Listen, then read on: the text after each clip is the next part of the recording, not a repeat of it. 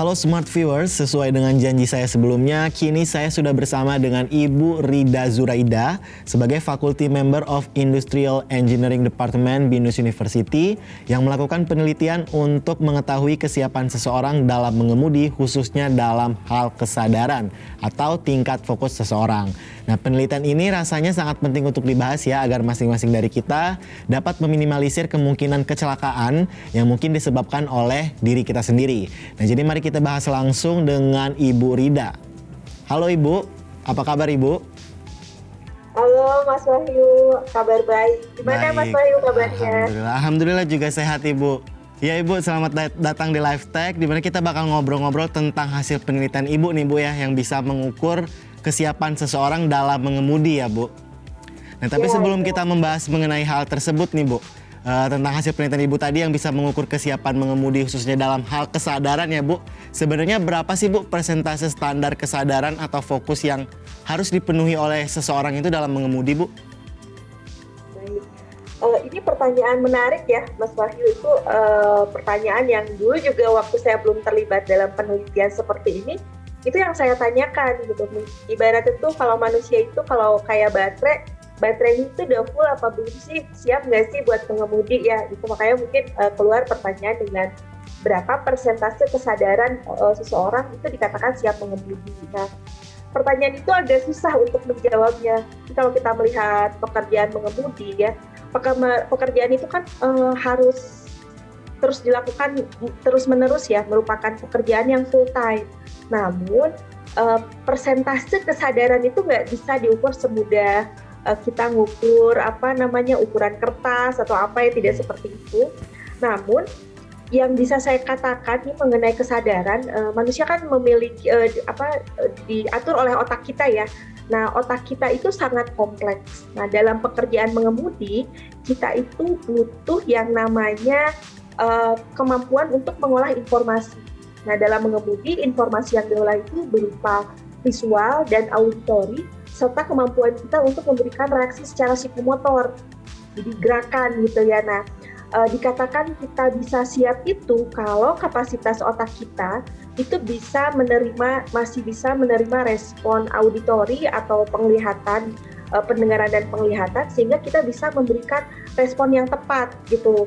Nah, contohnya tuh maksudnya seperti ini. Misalnya nih kita lagi ngomong nih Mas Wahyu ya, sama saya kita lagi ngobrol. Lalu Mas Wahyu dipanggil seseorang. Nah, seandainya Mas Wahyu itu bisa jawab tanpa delay, oh iya gitu. Nah, artinya itu pada saat tersebut otak manusia itu masih punya kapasitas untuk merespon. Nah, jadi kapan dikatakan masih siap? Ya kalau kemampuan merespon kita itu masih sangat baik. Kurang lebih sih seperti itu sih, Mas Wahyu. Oke Bu Rida, kemudian Bu dalam memeriksa persentase kesadaran atau fokus ini Bu, Ibu sendiri sudah menggunakan dua metode atau teknologi ya Bu ya, yakni EEG dan kokorometer ya Bu. Nah apa sih Bu yang membedakan dari dua metode ini Bu? Baik, terima kasih. Jadi ini nih sebenarnya perlu dijelaskan ya bahwa dua alat itu memang dua alat yang berbeda, dua teknologi yang berbeda. Kalau EEG atau elektroensepalogram itu alat yang digunakan untuk mengukur gelombang otak. Jadi otak kita tuh mengeluarkan sinyal listrik lah yang bisa diukur. Sedangkan kokorometer itu adalah alat untuk mengukur tingkat stres yang digunakan melalui pengukuran kandungan hormon di dalam ludah. Jadi beda sekali. Jadi yang satu mengukur gelombang otak, yang satu mengukur hormon stres di dalam tubuh seseorang. Nah, EEG kenapa digunakan dalam penentuan kesiapan seseorang dalam mengemudi di berbagai penelitian? Karena otak kita tuh memiliki beberapa gelombang yang berasosiasi dengan kemampuan tertentu. Jadi yang pertama itu gelombang otak kita tuh memiliki gelombang yang sudah teridentifikasi ya sampai saat ini adalah pertama itu adalah alfa. Nah, gelombang alfa ini dia itu berhubungan dengan kondisi seseorang pada saat secara fisik sama mental lagi rileks. Tapi nggak ngantuk ya, sadar, tapi rileks gitu. Sementara ada lagi gelombang namanya beta. Nah, gelombang ini berhubungan dengan kondisi seseorang pada saat dia alertness-nya tinggi. Jadi sadar, kemudian dia waspada, gitu ya, itu gelombang beta.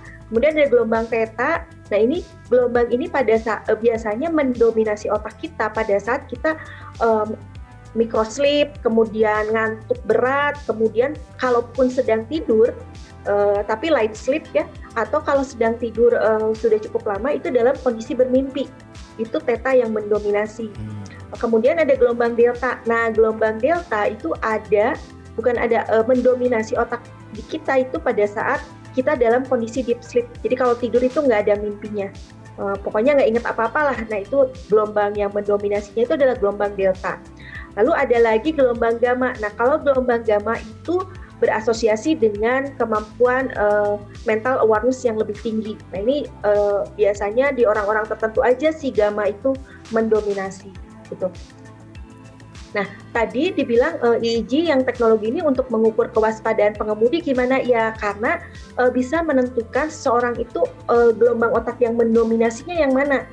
Memang secara exactly angkanya berapa, sampai saat ini para ilmuwan masih menentukan yang mana sih, karena perubahannya tuh di gelombang otak juga cepat ya perubahannya.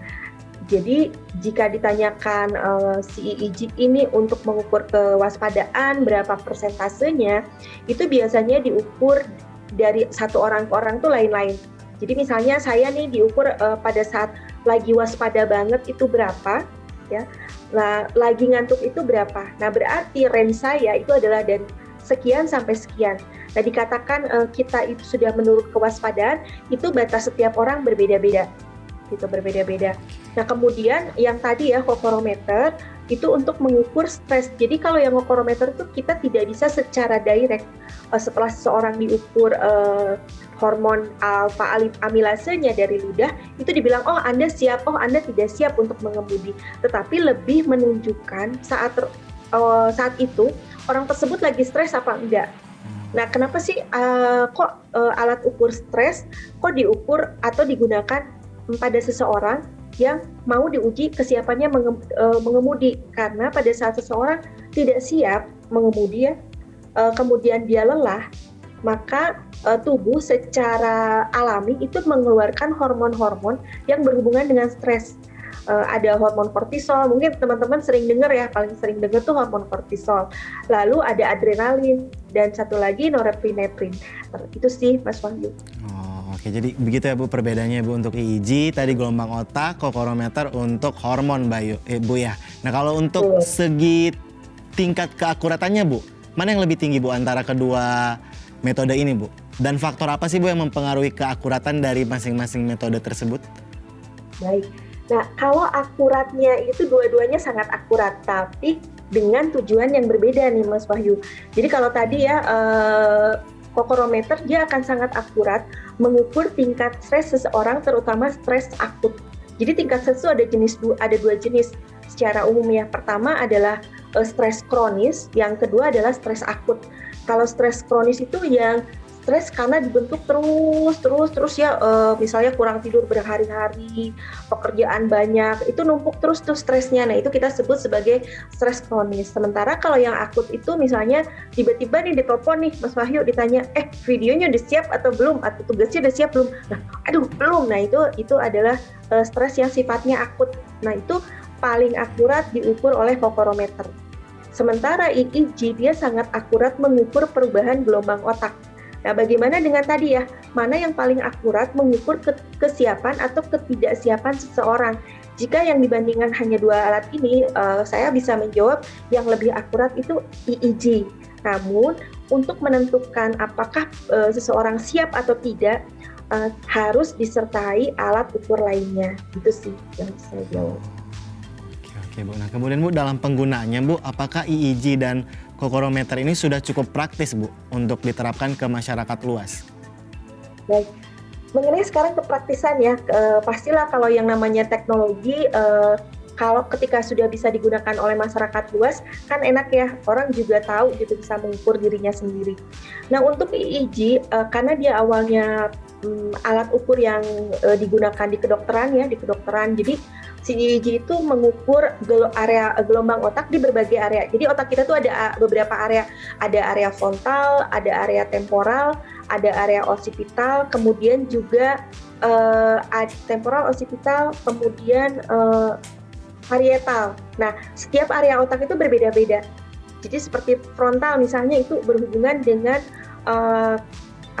kemampuan kita mengolah informasi, berbicara, menerima stimulus, sementara occipital itu berhubungan dengan kemampuan penglihatan kita, temporal dengan auditorik gitu, temporal dengan yang lainnya. Nah, sehingga yang tadi semakin lengkap channelnya, gitu ada beberapa channel ya, ada beberapa channel, maka sebenarnya informasi yang diterima, yang kita bisa olah, itu semakin bagus. Tapi kalau secara praktis, itu sekarang sudah banyak EEG yang sifatnya non-kabel ya, nggak pakai kabel, tetapi menggunakan pengiriman datanya menggunakan Bluetooth gitu, itu yang channelnya sedikit. Nah, misalnya hanya area frontal aja, ya satu di sini gitu, ataupun area frontal dan temporal. Jadi kalau secara praktis sudah banyak EEG yang bisa digunakan secara praktis, meskipun sekarang itu penggunaannya banyak untuk main game ataupun untuk meditasi, Mas Wahyu. Jadi tapi itu juga bisa digunakan, hanya saja kalau melihat praktisnya dari segi price atau harganya masih cukup mahal. Kalau kokorometer, alatnya sendiri nggak terlalu mahal, dia tuh kalau dikurskan itu sekitar 2 jutaan lah. Namun penggunaannya sendiri yang sedikit lebih mahal itu adalah si stripnya. Sama mungkin Mas Wahyu pernah dites darah, glukosa darah ya, yang diambil setitik gitu, kemudian ada kertasnya. Nah, kokorometer tuh mirip seperti itu. Jadi si air ludah kita itu ditempelkan ke dalam sebuah kertas ya, kertas yang buat kokorometer. Nanti si kertas tersebut dimasukkan ke alatnya, nanti alat itu akan baca berapa kandungan alfa amilasenya. Jadi yang praktis yang mana? Untuk saat ini keduanya yang lebih praktis itu kokorometer. Tetapi seperti yang tadi ya, kokorometer tidak secara langsung mengukur kesiapan seseorang bisa mengemudi atau tidak. Sementara yang EEG dia bisa praktis, namun jika digunakan di awal hanya di awal ya, dia hanya akan mengukur siap seseorang atau tidak. Sementara yang namanya perjalanan mengemudi itu kan panjang ya, bisa jadi jauh. Nah, perubahan gelombang otak antara waktu awal diuji dan selama mengemudi itu bisa jadi terjadi perubahan yang signifikan. Oke, Bu Rida. Yang penting ya Bu, di luar ada atau tidak adanya alat ini, yang penting kita selalu diingatkan ya Bu kalau penting banget untuk meningkatkan kesadaran sebelum mengemudi ya Bu, untuk menghindari hal-hal yang tidak diinginkan. Dan semoga dengan adanya alat ini atau teknologi ini semakin mempermudah kita juga Bu ya untuk menyadari lagi tadi kesadaran kita sudah cukup atau belum nih untuk mengemudi, begitu Bu ya.